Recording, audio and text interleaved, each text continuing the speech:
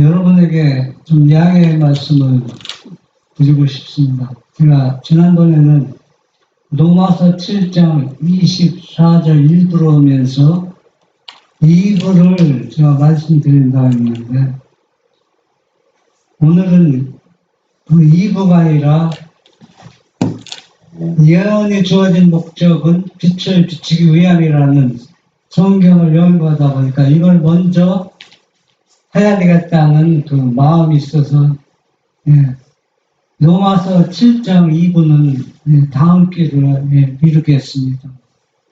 우리가 예언을 연구를 많이 하고 있습니다. 그런데 대부분이 예언을 연구하는 사람이나 우리 자신은 다 초점이 빗나갈 때가 있어요. 본질이 빗나간다는 얘기입니다. 그것은 무슨 얘기냐 하면은 예언이 일어나는 사건이 중요한 게 아닙니다. 구약시대 예언은 다 어디에 초점에 본질이 되었냐면 예수님이 인성으로 이 땅에 오시는 그것을 깨닫고 준비하기 위해서 예언을 연구하고 주어진 것입니다. 그 사건이 중요한 게 아니라는 얘기입니다. 그리고 또 신약시대에는 모든 예언과 주어진 목적, 예언을 연구하는 목적은 예수님의 재림의 때를 우리가 구별하고 첫째와 둘째, 셋째 천사를 주셔서 우리가 주님의 재림을 준비하기 위한 목적이 본질입니다. 어떤 이교의 시험령이 일어나는 게 그게 본질이 아닙니다. 또 어떤 사건이 일어나는 것들이 본질이 아니에요. 그래서 이러한 예언을 연구하는 우리 자신이나 모든 사람들은 우리가 이 예언들을 보면서 이 사건들을 보면서 우리가 과연 내가 그분을 맞이할 준비가 되었는가, 또 내가 회개할 필요성이 얼마나 많은가, 내가 또 아직도 이 세상을 너무 사랑하고 있구나, 또 내가 또 사업이 걸린 것이 너무 많구나, 이런 것들을 정리하기 위한 목적입니다. 어떤 사건이 그것을 깊이 연구해서 그것을 알기 위한 목적이 아니라는 얘기입니다. 그래서 이스라엘 백성들이 그 예언을 연구하고 예언의 빛을 주었지만 그들은 막상 예수님이 이 땅에 인성으로 우리와 똑같은 몸으로 오셨을 때 유대 백성들은 어떻게 했습니까? 그분을 맞이하지 못하고 거절했다는 얘기입니다. 그 목적은 뭐냐? 성경 구약을 보되 본질에서 벗어났다는 얘기입니다. 그들이 안식일을 얼마나 철저하게 준비하고 지켰습니까? 그러나 예수님이 이 땅에 오셔서 말씀하실 때 그것은 안식일을 지키는 것이 아니고, 또 부자박관이 예수님을 찾아왔을 때 진짜 영생을 갈급하는 마음으로 예수님을 찾아왔지만 그가 말하기를 단연코 나는 율법과 계명을 철저히 지켰다고 말했지만은 예수님 뭐라 했어요? 그것은 내가 계명과 율법을 지킨 것이 아니었다 했습니다. 그래서 이 시간 우리가 이 예언이 주어진 목적은 우리가 그 빛을 우리가 받아들이고 이 빛을 전하기 위하고 이 빛이 목적이 무엇인가 우리가 분명하게 알기 위해서입니다. 베드로후서 1장 19절에 보면은 또 우리에게 더 확실한 예언이 있어 어두운 데 비치는 등불과 같으니 날이 새어 샛별이 너희 마음에 또 오르기까지 너희가 이것을 주의하는 것이 가느니라. 이게 누가 한 얘기입니까? 베드로가 한 얘기입니다. 여러분 베드로를 한번 생각해 보세요. 네가 오늘 다굴기 전에 나를 부인할 것이다. 예수님이 베드로에게 말했습니다. 모두가 나를 버릴 것이다. 예수님이 먼저 베드로가 이 사건이 일어나기 전에 며칠 전부터 계속 말해 주었습니다. 그때 베드로가 단연코 뭐라 했어요? 절대로 그런 일은 있을 수 없습니다. 절대로 불가능한 일을 예수님이 지금 말씀하시겠습니다. 다른 사람은 버려도 나는 어때요? 주님을 버리지 않겠습니다. 그러나 예수님께서는 예언적으로 베드로에게 미리 경고했습니다. 베드로가 그걸 생각하면서 이 말씀을 한번 생각해 보세요.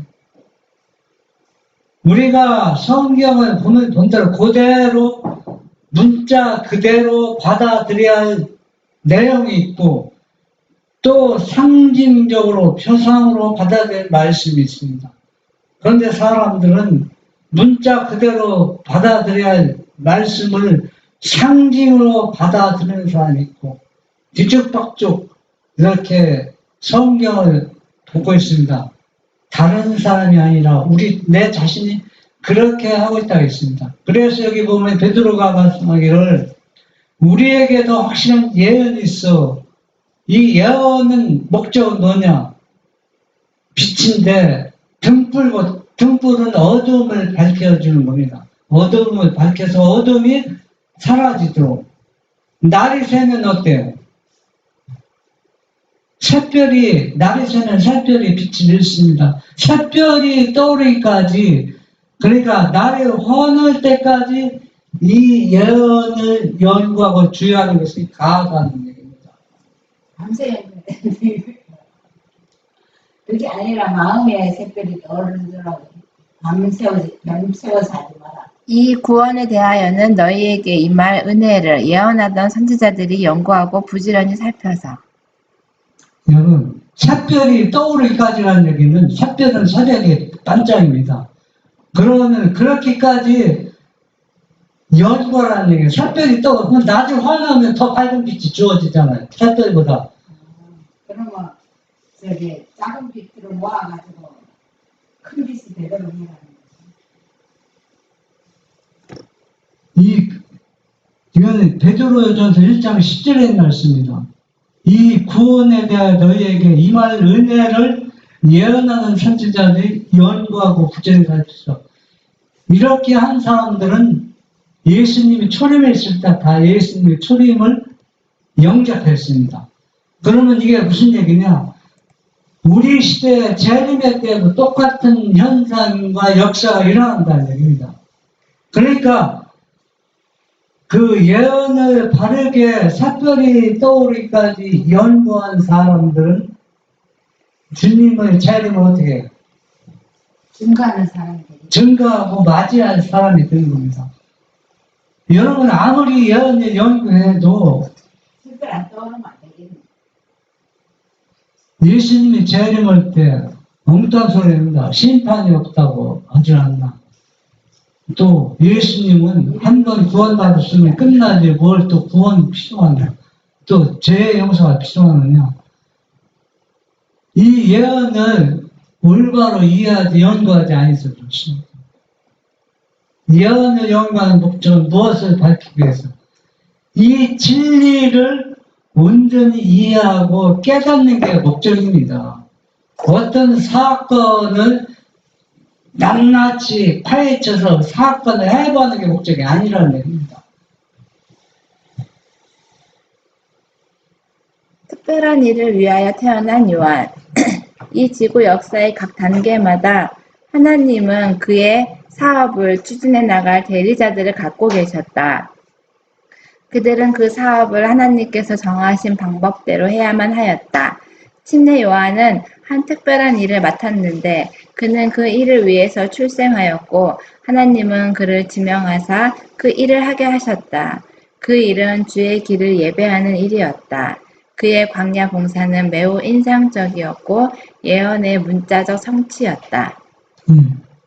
예수님이 인성으로 이 땅 오시기 전에 구약 시대의 선지자들은 누구를 예언했습니까? 엘리야 같은 선지자가 와서 예수님이 가실 길을 초림을 어때 평탄케 하고 준비할 것이다 했습니다. 이걸 누굴 가리키는 겁니까? 침례 요한을 가리키는 겁니다.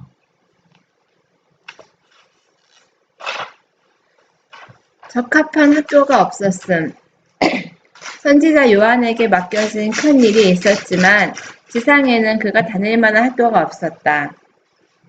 그는 도시에서 떨어진 광야에서 학문을 습득하여야 하였다. 그가 연구해야 할 책들은 구약 성경과 하나님, 그리고 하나님이 창조하신 천연계였다. 하나님은 요한을 주의 길을 예비하는 그 사업에 적합한 인물로 만들고자 하셨다. 그의 음식은 메뚜기 콩과 야생꿀이었다. 사람들의 관습과 관례들은 이 사람의 교육이 될 수가 없었다. 세속적인 일에 몰두하는 것은 그의 품성 형성에 하나도 섞여 들어가지 말아야 했다. 예. 우리가 이 침례 요한의 예언과 구약시대가 예언한 것과 또 예언한 대로 이 침례 요한의 출생과 그가 어떻게 생활했는가 우리가 그걸 자세히 살펴볼 필요가 있습니다. 침례 요한은 땅에서 그 유명한 랍비의 학교 무슨 그니까 사도 바울이 다녔던 학교, 사울이 다녔던 학교 그 이름이 가말리엘 예, 랍비 학교인데 거기 학교에 보낼 필요 그 학교도 이 침례 요한을 준비시킬 수가 없었습니다. 그러니까 이 침례 요한이 다닐 만한 학교가 없었다는 얘기입니다. 그러면 이 얘기는 무슨 얘기냐?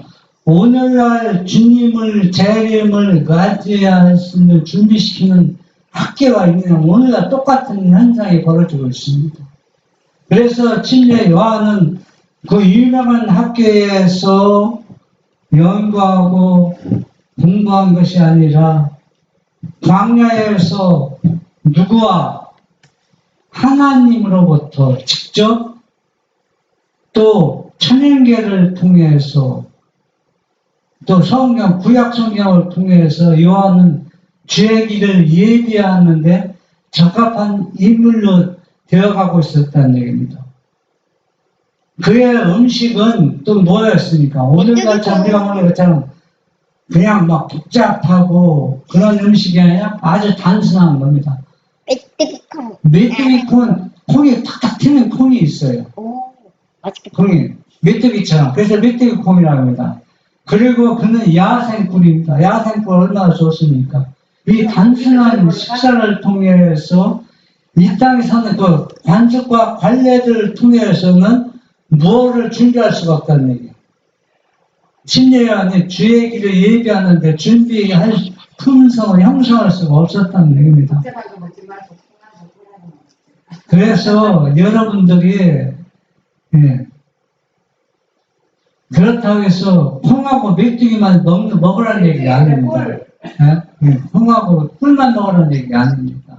그래서 이런 것들을 우리가 생각하면서 현대 우리의 생활의 모습과 대조해 보는 겁니다. 그래서 우리는 어떻게 주님의 재림을 위해서 요한처럼 어떻게 성경을 연구하고 식사는 어떻게 하고 어떻게 준비하고 있는가 자기 자신을 살펴보는 것입니다. 시대의 소망 97 메시아의 강림을 오랫동안 기다리던 이스라엘의 신실한 자들 가운데서 그리스도의 선구자가 일어났다. 연로한 제사장 사가랴와 그의 아내 엘리사벳은 하나님 앞에 의인이었다. 그리고 그들의 조용하고 거룩한 생애에서 그 당시 악하고 흑암한 시대 가운데 한 별과 같이 믿음의 빛이 비쳐나왔다. 이 경건한 부부에게 한 아들이 약속되었는데 이 아들은 주 앞에 먼저 가서 그 길을 예비할 자이었다. 예. 사가랴와 그의 아내 엘리벳은 하나님 앞에 의인이었다. 이 이야기가 우리가 한번 자세히 살펴보면은 그 시대 이스라엘 유대인들이 얼마나 부패했습니까?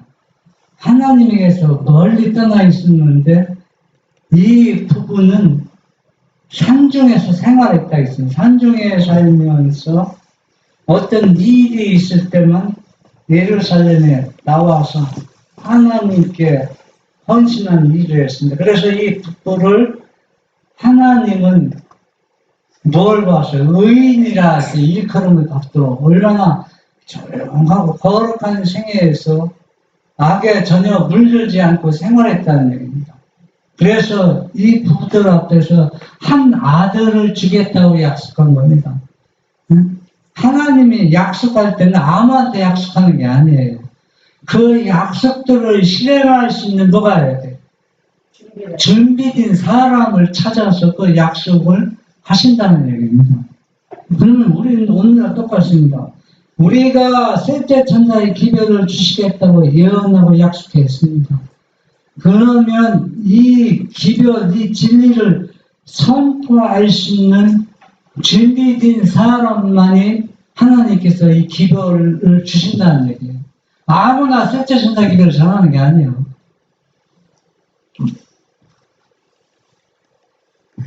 사가랴는 유대 산중에 거주하였으나 성전에서 한 주일 동안 봉사하기 위하여 예루살렘에 올라갔다. 이 봉사는 제사장들이 그 반열대로 1년에 2번씩 행하는 봉사였다.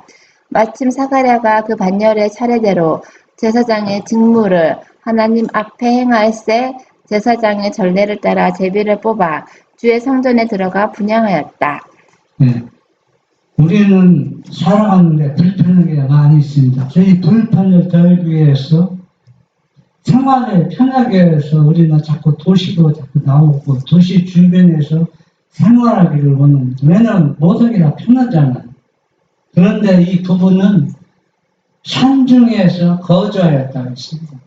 그래서 하나님이 맡기신 일을 행할 때만 산중에 나와서 하나님께 봉사하는 것을 알 수 있습니다.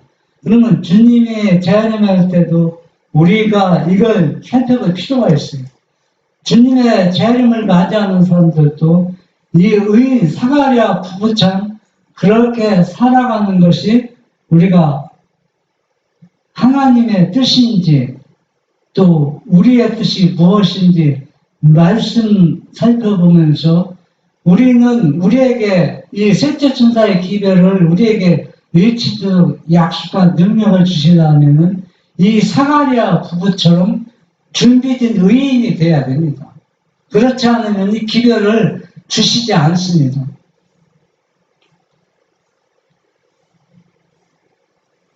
사가랴는 아브라함이 약속하신 분께서 믿으시다는 것을 믿었기 때문에 그의 노년에 어떻게 한 아들이 주어졌는지를 잘 알고 있었다. 그러나 이 연로한 제사장은 잠시 인간의 연약성에 그의 생각을 돌렸다. 그는 하나님께서는 자신이 약속하신 것을 이루실 수 있는 능력을 갖고 계시다는 것을 잊어버렸다. 그의 이 불신은 천사가 그 귀한 기별을 전하였을 때에 주의 계집종이 오니 말씀대로 내게 이루어지리라 라고 대답한 나사렛의 처녀 마리아의 어린아이와 같은 믿음과 얼마나 대조적인가. 네, 산중에 살면서 예언을 연구하면서 의인이라고 칭함을 받았던 이 부부가 사가랴가 이 제사장은 천사의 그 기쁜 소식을 내게 한 아들을 주겠다고 약속했습니다. 그때 아브라함이 어떻게 약속해서 이삭을 얻었는지 연구하고 그것을 믿고 잘 알고 있었지만 자기 자신은 불신했습니다. 나 같은 나이에 어떻게, 이 나이에 우리 부부가 어떻게 아기를 가질 수 있는가. 불신을 가졌을 때 사가랴가 어떻게 됐습니까?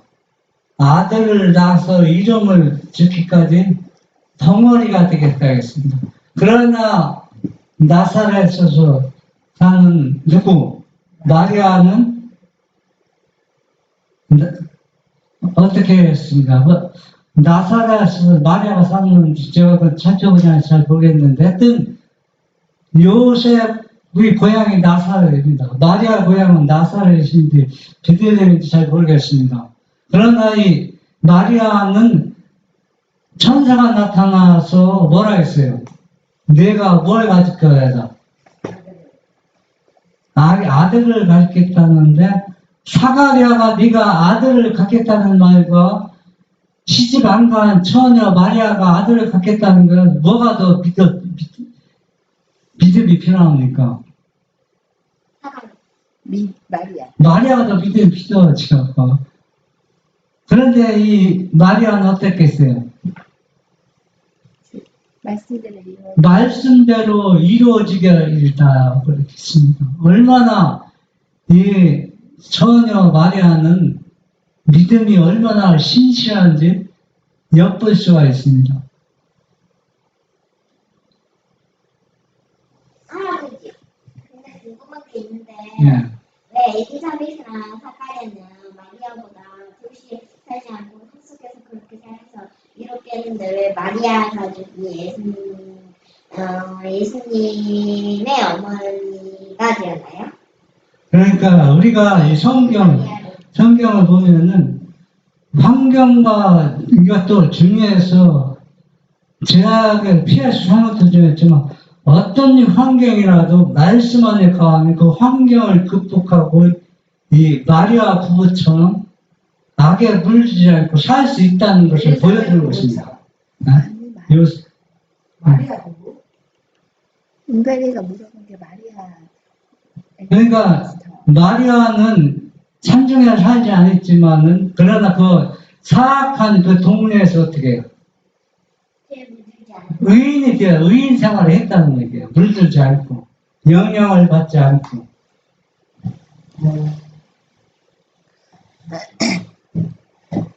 아까 그거 안 읽었는데요. 아브라함과 마리아의 아들의 출생과 같이 사가랴에게 아들의 출생은 큰 영적 진리, 곧 우리가 느리게 배우고 쉽게 잊어버리는 진리를 가르치기 위한 것이었다. 우리 스스로는 아무런 선을 행할 수 없다. 그러나 우리가 할 수 없는 것도 순복하고 믿는 영혼 속에서 하나님의 능력으로 말미암아 이루어질 것이다. 약속의 아들을 얻은 것은 믿음을 통하여 된 것이었다. 영적 생명을 낳게 하고 우리로 의로운 행실을 할 수 있는 능력을 얻게 되는 것도 믿음으로 말미암아 되는 것이다. 네. 느리게 배우고 잊어버리는 그 진리를 우리에게 교훈주기 위해서 우리가 영적으로 많은 사람들이 이렇게 얘기합니다. 우리는 도저히 온전하게 살아갈 수 없다.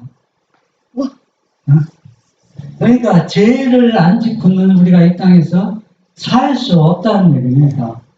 그렇기 때문에 심판도 없다 얘기하고 우리가 십자가를 통해서 한번 죄 용서 받았으면 끝까지 용서가 주어져야지. 예? 날마다 회개할 필요성이 있느냐. 그러나 우리가 이것은 영적인 믿음이 필요하다는 얘기입니다. 왜? 우리도 예수님처럼 모든 죄를 이기고 의로운 생활을 할 수 있는 것은 우리 자신의 능력으로 하는 것이 아니라 인성과 신성이 연합할 때를 얘기합니다. 연합하여만 이 일이 가능하다는 얘기입니다.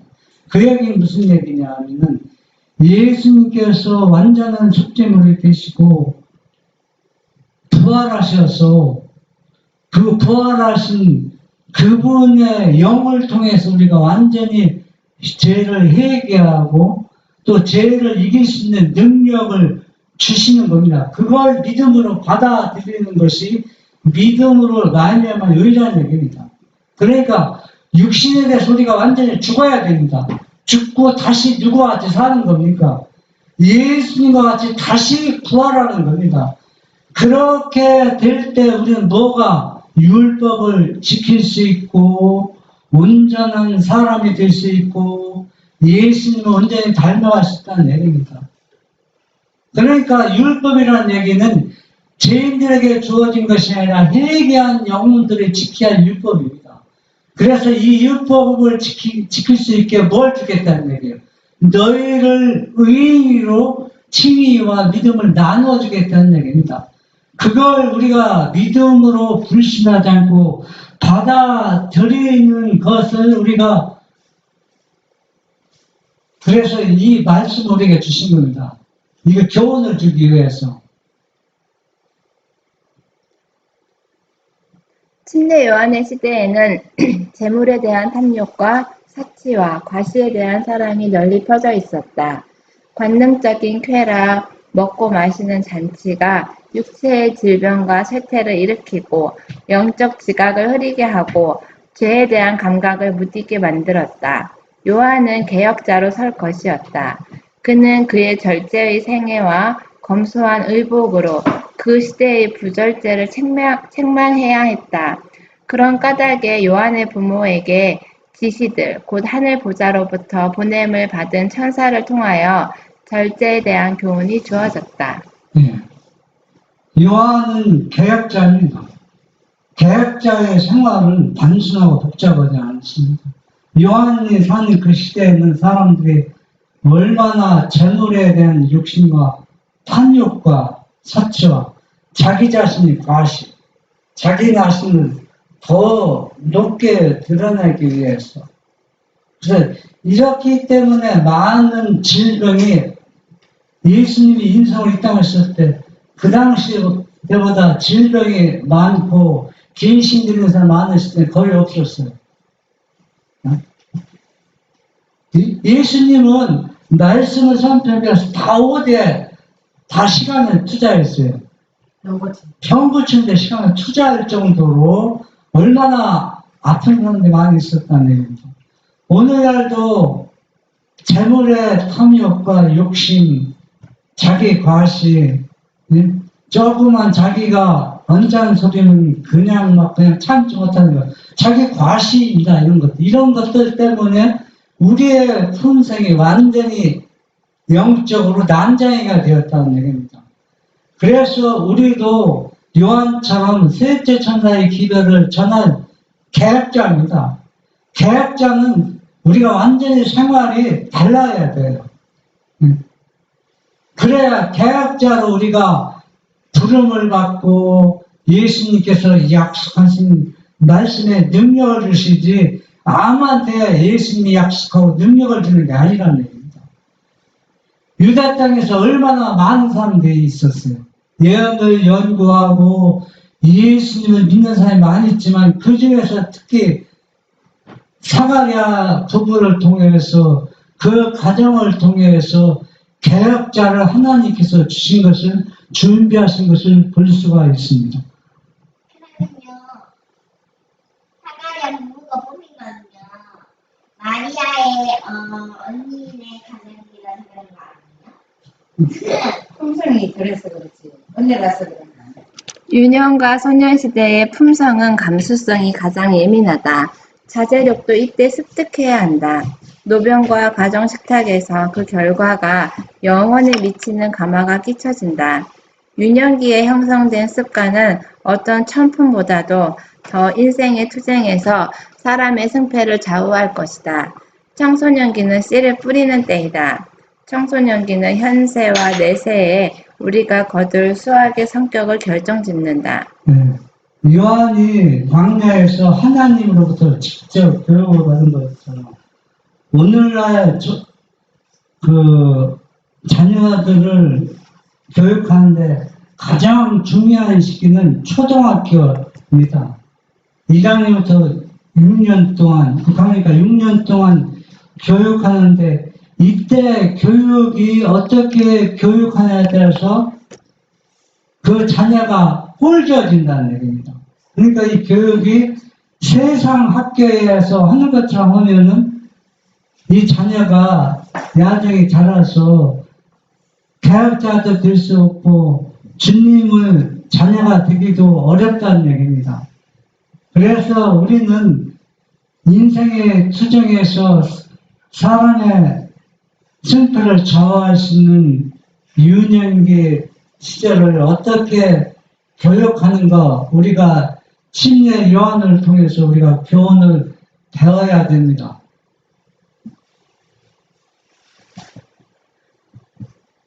시대서몽 102쪽. 그러나 요한의 생애는 하는 일 없이 금욕적인 우울 가운데 이기적인 운둔을 하는 그런 생애가 아니었다. 그는 이따금씩 밖에 나가서 사람들 가운데 섞였으며 그는 언제나 세상에서 일어나고 있는 사건들을 흥미있게 관찰하였다. 그는 이 한적한 은거처에서 사건들이 전개되는 것을 주목하였다. 네. 우리 재림교인들은, 나도 재림교회 한 사람에 속하지만 60년대 그때 재림교인들이 산속으로 이사 시골 생활을 하면서 그 동네하고 완전히 단절하면서 생활하는 겁니다. 거의 다 그렇게 했어요. 그렇게 하면서 시골 생활하면서 완전히 실패했죠. 이 침례요한이 광야에서 살면서 사람들과 완전히 단절한 것이 아닙니다. 가끔씩 나와서 사람들이 살아가는 모습을 살펴보고 연구하고 세상에서 어떤 일이 일어나고 있는가, 이 사건들을 흥미있게 관찰하는 목적은 한 가지 딱 있습니다. 어떻게 이 사람들에게 하나님의 말씀, 예언들을 감동 있게 어떻게 저런 감동을 받을까, 그것을 알기 위해서 이 사람들을 접촉하고 또 관찰하고 연구했다는 얘기입니다. 그러니까 사람과 예수님의 초림을 집중시키기 위해서.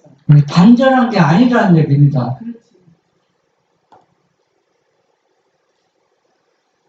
그는 성령으로 말미암아 밝아진 통찰력을 가지고 사람들의 특성을 연구함으로 하늘의 기별을 가지고 그들의 마음을 감동시키는 방법을 알고자 하였다. 그의 사명의 짐이 그에게 놓여 있었다. 그는 외로이 묵상하고 기도하는 가운데서 자기 앞에 놓여 있는 평생 사업을 위하여 그의 심령을 동이는 데 힘썼다. 네. 이 요한이 이렇게 한 것은 누가 직접 교육하고 있다는 얘기예요. 하나님이 직접 교육하고 있다는 얘기예요. 그러니까 요한이 이 이런 광야에서 이런 생각, 이런 것을 하나님이 원하는 길을 이렇게 갈 수 있었다는 것입니다. 그때 요한이 나와서 이 기별을 선포했을 때 많은 사람들이 몰려들었습니다. 그리고 많은 사람들이 회개하고 침례를 받았다는 것을 우리가 잘 알고 있습니다. 근데 왜 요한은 침례를 주는 이 사업에 종사한 뛰어난 사도들 중에 베드로와 야고보와 요한이 있었는데 그들은 하나님께서 그들을 모국에서 저희 동포들에게 그리스도를 전파하도록 명하셨음을 확신하였다. 그들은 충실하고 지혜롭게 수고하였고 저희가 보고 들은 것들을 증거하였으며 그리고 이스라엘 집에서 유대인들이 십자가에 못 박은 예수를 하나님이 주와 그리스도가 되게 하셨다는 것을 확신시키려고 노력하면서 더 확실한 예언으로 호소하였다. 성경의 사복음서 보면 예수님이 항상 누구를 제자로 들고 다녔어요. 베드로와 야고보와 요한입니다. 그러니까 여기 뭐라고 했어요? 이들은 뭐가 뛰어났다 했어요. 이 하나님이 거룩한 사업에 관심이 제일 많이 가졌다는 겁니다. 이 사업에 적극적이었나 봐. 뛰어난 관심을 가졌기 때문에 예수님 그들도 사랑을 주었습니다. 그래서 항상 어디 가든지 이들을 들고 다녔습니다. 근데 이들이 그렇게 그 일을 했으니까 했잖아요. 다른 사람보다 뛰어나게 제자는 12명이었지만 다른 제자와 뛰어나게 이 사업에 종사한 것을 우리가 볼 수가 있습니다. 마지막 시대도 똑같을 것입니다. 요한복음 8장 12절로 14절 예수께서 또 일러 가라사대 나는 세상의 빛이니 나를 따르는 자는 어두움에 다니지 아니하고 생명의 빛을 얻으리라. 바리새인들이 가로되 네가 너를 위하여 증거하니 네 증거는 참되지 아니하도다. 예수께서 대답하여 가라사대 내가 나를 위하여 증거하여도 내 증거가 참되니 나는 내가 어디서 오며 어디로 가는 것을 알미언니와 너희는 내가 어디서 오며 어디로 가는 것을 알지 못하느니라. 그 많은 사람들이 침례 요한의 기별을 듣고 회개하고 많은 사람들이 침례를 받았습니다. 그런데 침례 요한이 진리를 선포하면서 나는 빛이 아니고 내 뒤에 오시는 그 하나님의 어린 양을 가리키면서 이분을 영접하는 자는 이분을 믿어야 뭘 얻는다. 영생을 얻는다고 침례 요한이 계속 말했습니다. 그래서 회개케 하는 것은 그분을 영접하기 위해서 이렇게 침례 요한이 일쳤지만은 그러나 침례 요한한테 회개하고 침례를 받은 많은 사람들이 예수님을 받아들였냐면 받아들이지 아니하였다는 얘기입니다. 그러니까 침례 요한은 자기 자신이 빛이라고 하지 않았습니다. 빛은 내 뒤에 오시는 분인데 나는 그분의 무엇도 들게 감당하지 못한다. 신발끈 매는 것도 감당하지 못한다. 세상 지를 지구하는 하나님의 어린 양이 온다. 그 어린 양을 가리켰습니다. 그러나 침례 요한이 외치는 이 예언을 등한히 한 사람들은 예수님을 영접하지 못했다는 얘기입니다.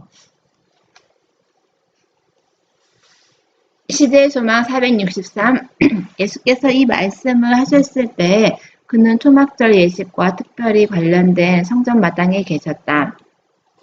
이 마당의 중앙에는 큰 등대들을 받쳐주는 두 개의 높은 기둥이 솟아 있었다.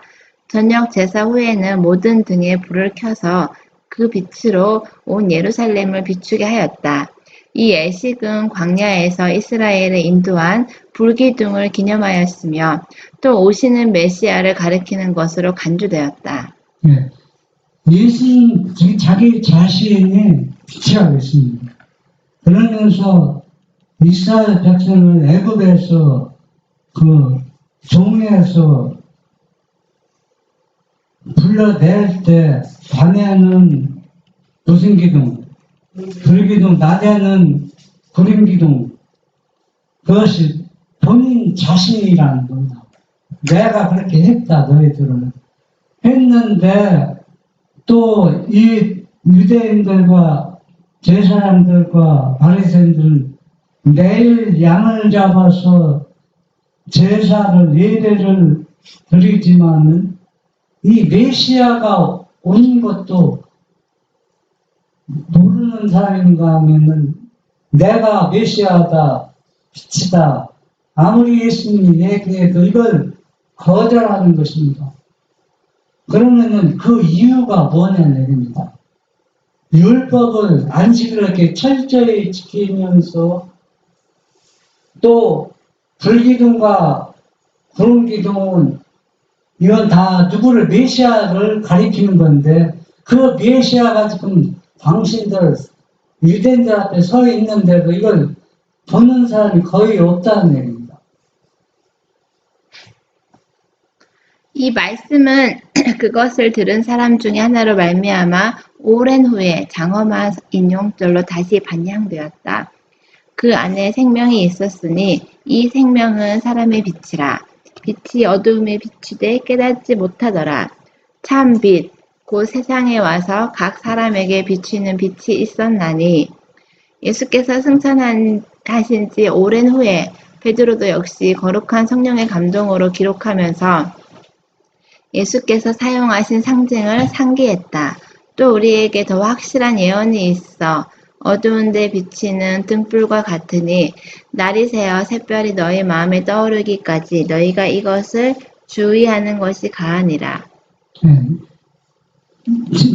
베드로가 또 우리에게 더 확실한 예언이 있어 어두운 데 비치는 등불과 같으니 날이 새어 샛별이 너희 마음에 떠오르기까지, 그러니까 이 예언과 주님의 말씀 밝게 깨닫고 이해할 때까지 뭘 연구하라? 이 예언이나 이 빛에 대해서 연구하라는 얘기입니다. 시대소망 464 하나님의 백성에게 당신은 나타나실 때 빛은 항상 그의 임재하심의 상징이었다. 태초에 창조력을 가지신 말씀에 의하여 빛이 어두움을 비췄다. 빛이 낮에는 구름 기둥, 밤에는 불 기둥에 사여서 이스라엘 대군을 인도하였다. 시내산에서는 빛이 여호와를 둘러 장엄하게 빛났었다. 빛은 지성소 안에 있는 시온소 위에 머물렀다. 솔로몬의 성전을 헌당할 때에 성전의 빛이 충만하였다. 천사들이 양치던 목자들에게 구원의 기별을 가져왔을 때에 빛은 베들레헴의 들을 비추었다. 빛은 항상 어떤 사람들에게 주어지냐면 준비된 하나님의 자녀들에게, 백성들에게 그분의 임재의 상징으로 주어진다는 얘기입니다. 시시때 때마다 이 빛이 주어지지 않는 때는 없었습니다. 지금은 그분의 부활하신 그분의 임재가 절대적으로 필요할 때입니다. 왜 부활하신 주님의 영에 드는가? 그거는 바로 뭐냐? 부활하기 전 인성과 부활한 인성을 우리가 바르게 이해해야 부활한 그분의 영이 우리 마음속에 온다는 얘기입니다. 그러면 무엇이 그분의 임재가 확신하느냐? 여러분 대부분의 재림교회나 기독교인들은 지성소에서 예수님을 중보하는데 지금도 인성으로서 중보하고 있기 때문에 우리에게 오지 못하고 있다고 생각합니다. 그런 사람에게는 부활하신 그분의 임재가 절대로 오지 않습니다. 우리는 이 예언을 예수님께서 여러 예언을 말씀하셨잖아요.